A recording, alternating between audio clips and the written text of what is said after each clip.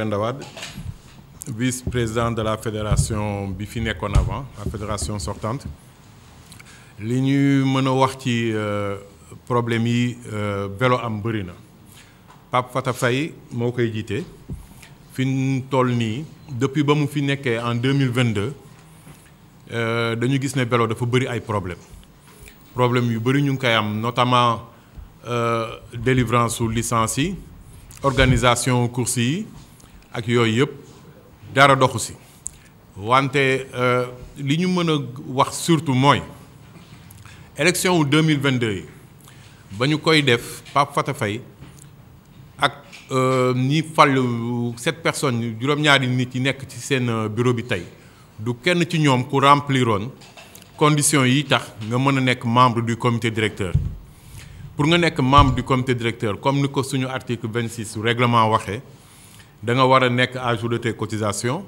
da nga war a am surtout licence su année bi ñuy defee élection yi ak licence su année bi jiitu mooy N et N-1 dafa boobu nag bañ koy def ñoom kenn amutu licence seeni dossier tamit déposé wuñu ko secrétariat wu fédération bi loolu rek vice de procédure la. ba ñuy tenir réunion boobu Bamba moo fa nekkoon Bamba Mbaye doon représenter ministère Bamba Mbaye ci boppam bi mu ñëwee toog dafa ni moom dafa jot ay instruction ci hiérarchie am pour mën a dérouler liñ ko wax mu def ko maanaam fexe ba ñooñu falu ñu am kayit ñàkk am kayit mais dinañ fa taxaw ci la ñun suñu fédération ñi nga xam ne amoon nañ suñu licence cotisé woon nañu respecté woon nañu li ñu règlement bi teg yépp décidé na ñun duñu compétir ci poste yooyu ak ñi nga xam ne amuñu kayit du kenn ci ñoom koo xam ne amoon na licence ñenn ñi ñu ngi doon réclamé wu ci club yoo xam ne affilié wuñu xam enregistré guñu leen au niveau de la fédération ay club yu bees yu ñu créé bu ma xalaatee sax mën naa leen tuddee club fictif ak ñoo xam ne club yooyu reconnaître nañ leen mais fayuñu woon seen affiliation pour année boobu maanaam li sooxee woon ci seen pour ñu nekk en règle nekk ci yoon dafa bëri woon ci ñoom mais terewul Bamba Mbaye fexe na exécuter liñ ko waxoon comme acte pour jour boobu mu def ko maanaam fexe ñooñu ba toog ba ñu toogee nag ñun génn nañu bi ñu génnee ñu bàyyi leen ñu def seen bureau boobu teg nañ ko en place ñun ñu bind comité national olympique parce que foofu la ñuy dépendre ak ministère bind ministère pour wax leen ne lii ak lii am na fi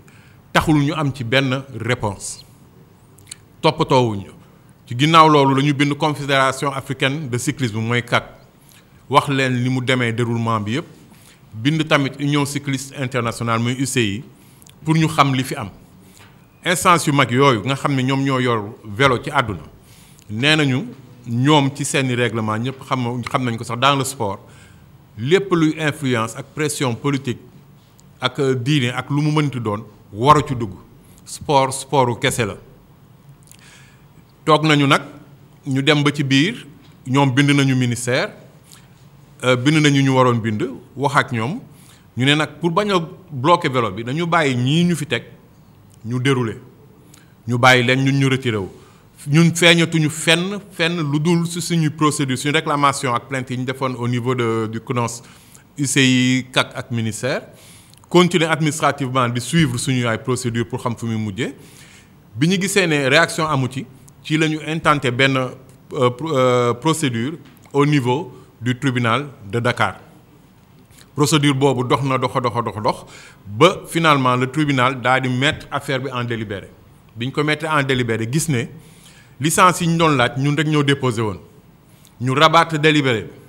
daal di leen ne léegi yéen indi leen seeni licence moo manqué ci dossier bi ñu koy renvoyé di ko renvoyé bi ñu demee ba xam ne ñii indiwuñu seen licence mënuñu ko indi parce que lu weesu la mënatuñ ko dabe ñu daal di koy mettre en délibéré pour début juillet. Mais ci diggante bi ñoom li ma mën a dolli ci seen ñàkk seen tële mooy organisation vélo bu amul course boo dawul une fois par 15 jours compétition di entraîner da ngay dellu ginnaaw la preuve Sénégal la ngi nii dematul fenn depuis ñun bi ñu fi jógee coureurs yi amuñu niveau yéen a ngi dégg tour yi tuuru Mali sax mënuñu ci daw tuuru Bénin mënuñu ci daw mooy tuur yi gën a tuuti fii invité wuñ ñu équipe nationale demu ca parce que tout simplement amuñu équipe nationale parce que amuñu niveau du biñ fi nekkee ñu xamoon ne ñii équipe nationale A la ñii équipe nationale B la niveau boobu amatu fi parce que amul course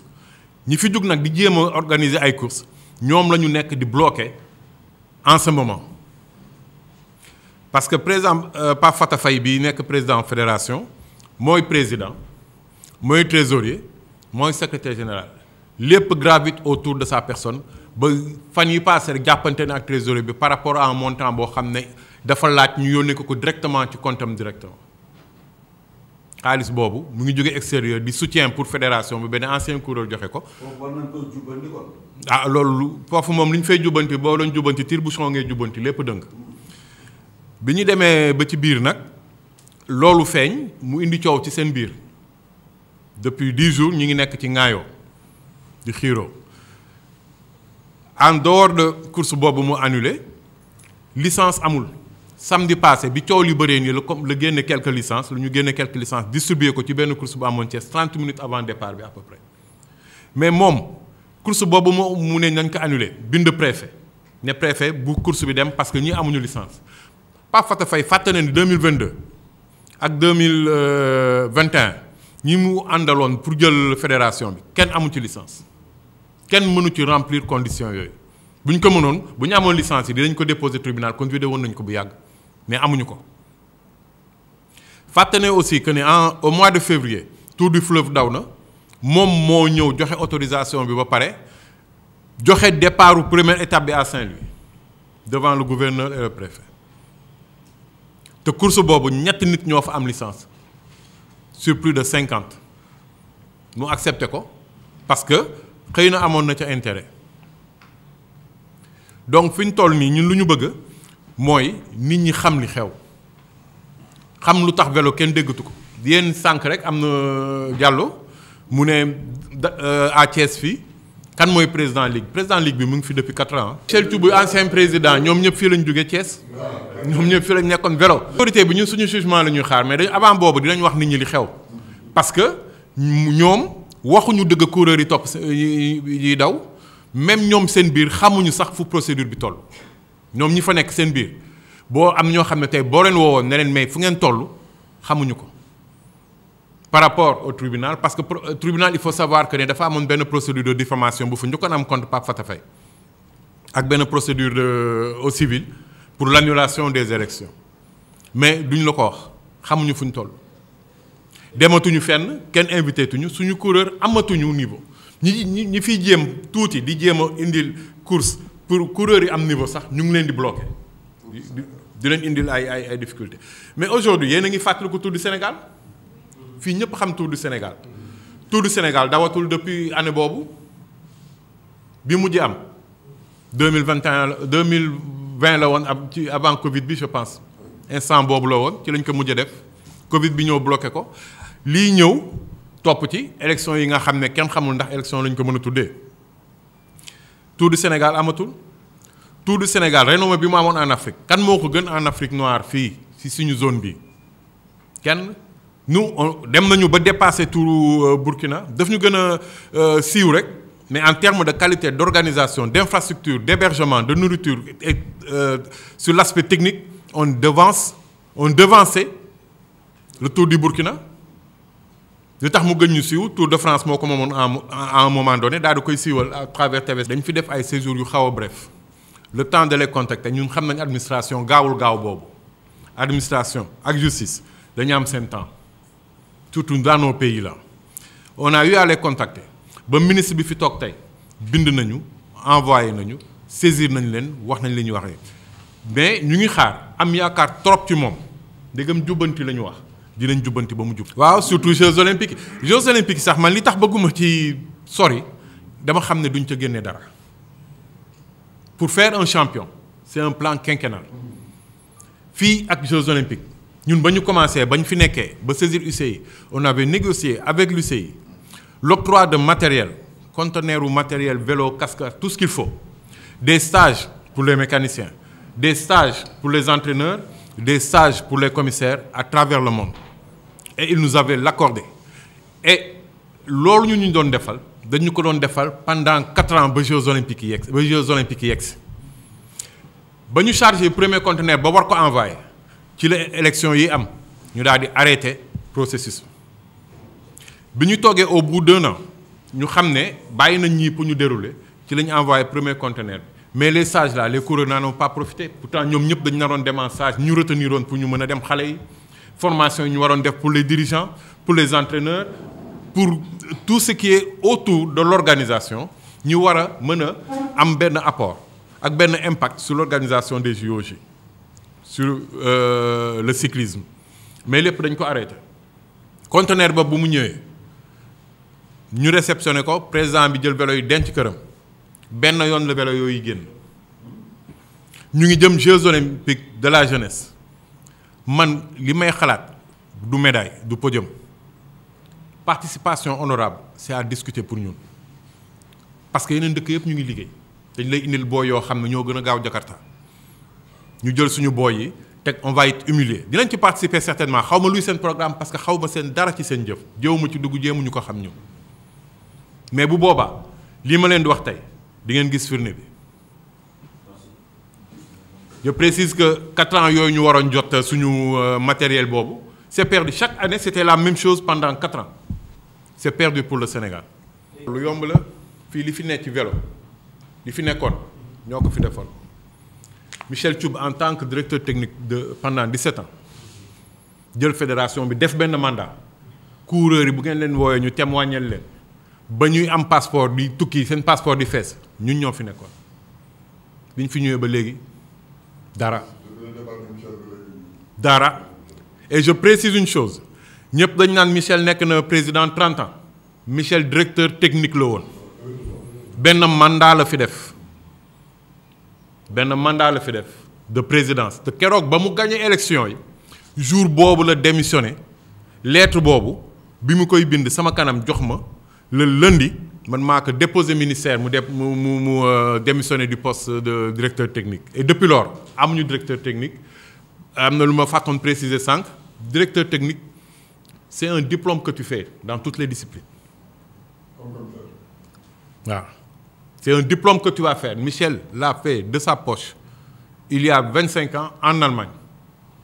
kenn financé woo ko ba mu ñëwee moom moo jël diplôme am jox ko fédération cyclisme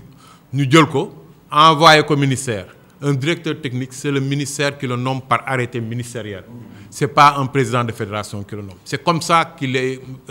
passé directeur technique de la fédération de cyclisme mu le dernier président bi Michel Thioub la moom moo nekk bi mu paree ci poste directeur technique boobu bi mu gagné ci la démissionné et depuis lors kenn fii du fi présenté du man du keneen ku fi am diplôme mu directeur technique président actuel bi lu mu def par méconnaissance ñàkk expérience il prend sa plume daal di nommer Aliou Diallo qui n'est pas détenteur d'un diplôme de directeur technique de la fédération de cyclisme looloo tax ci document bi bu ngeen ko lire di ngeen gis fi may wax kawo bi am ak errement technique yi am ñàkk xam la ak ñàkk mën bu doon man tamit même résultat laay am jànguma ko xaw ma ko du ma ko tari commissaire laa jàng moom lay tari. Ah bien sûr Aliou Diop mi ngi fi on a toujours eu des présidents et ça s'est passé toujours régulièrement bii moo am problème. Où sont ces anciens là? Est-ce que dugal nañ seen loxo ci crise? am na ñoo xam ne nekkatuñ fi yal na yàlla yërëm leen am na ñoo xam ne ñu ngi fi mag lañu amatuñu sax yenn disponibilité physique yi pour mën a dugg ci yenn. C'est la première fédération du Sénégal c'est là depuis 1961 moo njëkk a nekk fédération au Sénégal cyclisme ak waaw après